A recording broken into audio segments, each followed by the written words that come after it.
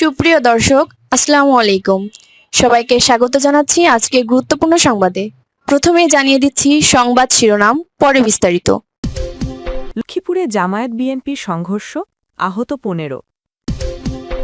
এদিকে ২৫৩ আসনে সমঝোতার ঘোষণা, জামায়াত ১৭৯ ও এনসিপি ৩০। এরপর থাকছে কিছু কেন্দ্রে ভোট আগের রাতে করে ফেলার পরিকল্পনা করছে রুমিন ফারহানা। সারা দেশে বিক্ষোভ মিছিলের ডাক ইনকিলাব মঞ্চের। এখন বিস্তারিত। তার আগে হৃদয় ছুঁয়ে যাওয়া একটি অনুরোধ। যদি মুসাব্বির নামটি আপনার বিবেককে নাড়া দেয়, যদি প্রকাশ্য গুলিবিদ্ধ হওয়ার সেই মুহূর্ত আপনাকে প্রশ্ন করতে বাধ্য করে, তবে আজ একটু সময় দিন। কমেন্টে শুধু লিখুন, মুসাব্বির হত্যার বিচার চাই। আর দোয়া করুন, হে আল্লাহ, শহীদ মুসাব্বিরকে জান্নাতুল ফেরদাউস দান করুন, তার পরিবারের হৃদয়ে নেমে আসুক ধৈর্য ও শান্তি। আর যদি আপনি চান সত্যটা চাপা না পড়ুক, যদি চান আমরা ভয় ছাড়াই এসব খবর আপনাদের কাছে পৌঁছে দিতে পারি, তাহলে এখনই চ্যানেলটি সাবস্ক্রাইব করুন। সাবস্ক্রাইব মানে শুধু একটি বাটন চাপা নয়, এটি অন্যায়ের বিরুদ্ধে সত্যের পাশে দাঁড়ানোর অঙ্গীকার। চলুন নীরব না থেকে বিস্তারিত জেনে নিই। লক্ষ্মীপুরে জামায়াত বিএনপির সংঘর্ষ, আহত ১৫।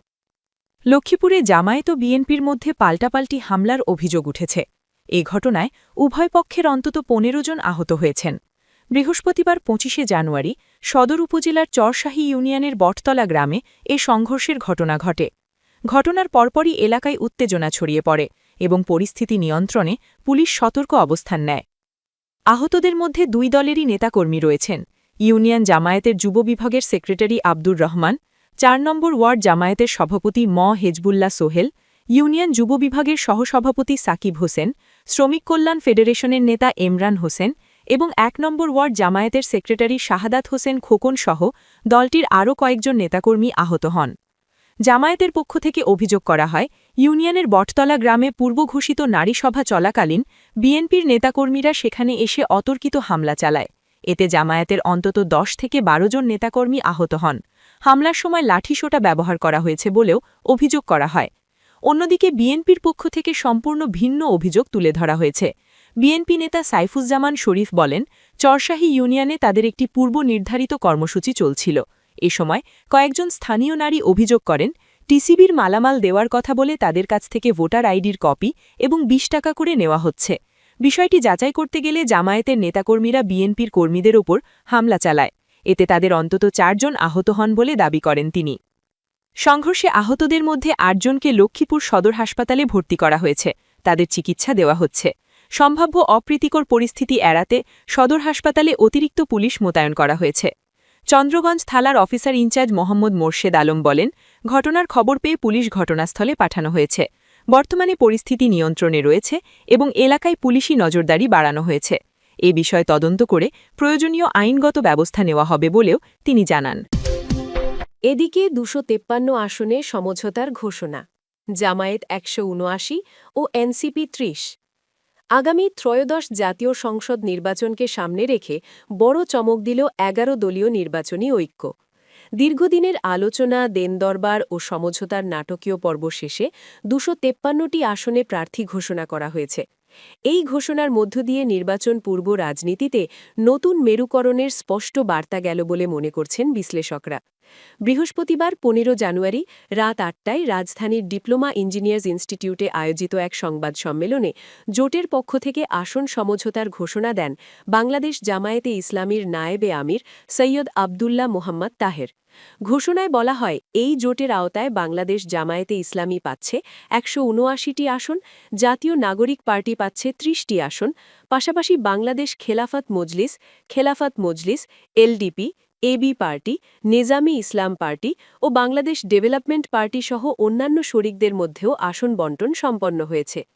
তবে এখানেই শেষ নয়। জাতীয় গণতান্ত্রিক পার্টি জাগপা এবং বাংলাদেশ খেলাফত আন্দোলন, এই দুই দলের জন্য এখনও আসন চূড়ান্ত হয়নি। সবচেয়ে বড় প্রশ্ন হয়ে রয়ে গেছে ইসলামী আন্দোলন বাংলাদেশ। তাদের সঙ্গে সমঝোতা এখনও অনিশ্চিত। সংবাদ সম্মেলনে তাহের বলেন, এবারের নির্বাচন শুধুই ক্ষমতার পালাবদলের নির্বাচন নয়, এটি অস্তিত্ব রক্ষার নির্বাচন। তিনি জুলাই বিপ্লব রক্ষা, ফ্যাসিবাদ বিরোধী সংগ্রাম এবং নতুন বাংলাদেশ গড়ার লড়াই হিসেবে এই নির্বাচনকে তুলে ধরেন। তিনি স্পষ্ট করে জানান, এই জোটে ওয়ান বক্স পলিসি অনুসরণ করা হবে, এক আসনে এক প্রার্থী। তিনি আরও বলেন, ছোটখাটো কিছু জটিলতা থাকলেও প্রার্থিতা প্রত্যাহারের আগেই সবকিছু চূড়ান্ত করা হবে। বাকি ৪৭টি আসন নিয়ে আলোচনার দরজা এখনও খোলা রয়েছে বলে ইঙ্গিত দেন তিনি। রাজনৈতিক বিশ্লেষকদের মতে এত বড় জোট ও এত বেশি আসনের সমঝোতা বাংলাদেশের নির্বাচনী ইতিহাসে এক নতুন অধ্যায়। তবে এই ঐক্য কতটা টেকসই হবে এবং মাঠে এর প্রতিফলন কতটা দেখা যাবে, সেই প্রশ্নের উত্তর মিলবে ভোটের দিনই। সর্বশেষ, কিছু কেন্দ্রে ভোট আগের রাতে করে ফেলার পরিকল্পনা করছে বলে রুমিন ভারমাহান। ব্রাহ্মণবাড়িয়া ২, সারাইল, আশুগঞ্জ ও বিজয়নগরের একাংশের আসন স্বতন্ত্র প্রার্থী এবং বিএনপির বহিষ্কৃত আন্তর্জাতিক বিষয়ক সহ সম্পাদক রুমিন ফারমাহান অভিযোগ করেছেন, সারাইল উপজেলার কয়েকটি ভোটকেন্দ্রে ভোট কারচুপির পরিকল্পনা করা হচ্ছে। তিনি বলেন, আমার কানে এসেছে সারাইলের কিছু কিছু কেন্দ্রে ভোট কারচুপির পরিকল্পনা নেওয়া হচ্ছে। ভোট আগের রাতে করে ফেলার পরিকল্পনা করা হচ্ছে। কেন্দ্র বন্ধ করে সিলানোর পরিকল্পনা হচ্ছে। বৃহস্পতিবার ১৫ জানুয়ারি বিকেলে সারাইল উপজেলার সদরের ৭ নম্বর ওয়ার্ডের আলীনগর সরকারি প্রাথমিক বিদ্যালয় মাঠে কর্মী সমর্থকদের উদ্যোগে আয়োজিত এক উঠান বৈঠকে এসব কথা বলেন রুমিন ফারমাহান। বক্তব্যে তিনি বলেন, আপনারা আমার আত্মীয়, আপনারা আমার ভাই, ভোট কেন্দ্রগুলো আপনারাই পাহারা দেবেন। রুমিন ভারমাহান বলেন, আল্লাহ যদি আপনাদের ভোটে আমাকে সারাইল আশুগঞ্জের এমপি নির্বাচিত করেন, সারাইল আশুগঞ্জে আমি পৌরসভা করার উদ্যোগ গ্রহণ করব। শুধু তাই নয়, আমি উপজেলা হাসপাতালে সবার জন্য ভালো স্বাস্থ্যসেবা নিশ্চিত করব। এলাকার রাস্তাঘাট, স্কুল কলেজের উন্নয়ন করব ইনশাল্লাহ। ব্রাহ্মণবাড়িয়ার গ্যাস ব্রাহ্মণবাড়িয়ায় না দিয়ে অন্যখানে যেতে দেব না। যদি করতে না পারি, ৫ বছর পর আপনারা আমাকে আর ভোট দিয়েন না। ব্রাহ্মণবাড়িয়া ২ আসনের স্বতন্ত্র প্রার্থী রুমিন ভারমাহান বলেন, অনেকে বলেন স্বতন্ত্র এমপি হলে আপনি কিভাবে উন্নয়ন করবেন। আমি বলি, স্বতন্ত্র হই আর যাই হই, ঢাকা সিলেট মহাসড়ক বন্ধ করে দেওয়ার ক্ষমতা কিন্তু আমাদের আছে। সুতরাং সরকারের কাছে যদি আমার এলাকার মানুষের ন্যায্য দাবি নিয়ে যাই আর সরকার যদি সেটা না শুনে, তবে ঢাকা সিলেট হাইওয়ে সড়কের আশুগঞ্জ থেকে বুধন্তি পর্যন্ত ৩৪ কিলোমিটার বন্ধ করে দেব।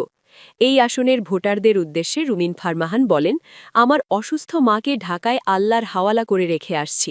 আপনারা যদি আমারে ফিরিয়া দেন, তবে আমার আর যাওয়ার জায়গা নাই। আমি আপনাদের দিকে তাকিয়ে দলের ডাক শুনি নাই। আমি আপনাদের দিকে তাকিয়ে ঢাকা শহরের আরাম আইয়েসের জীবন ভালাইয়ে এইখানে আসছি। আপনারা যদি আমারে আপনাদের কাছে টেনে না নেন, আমার চারপাশে আর কিচ্ছু থাকবে না।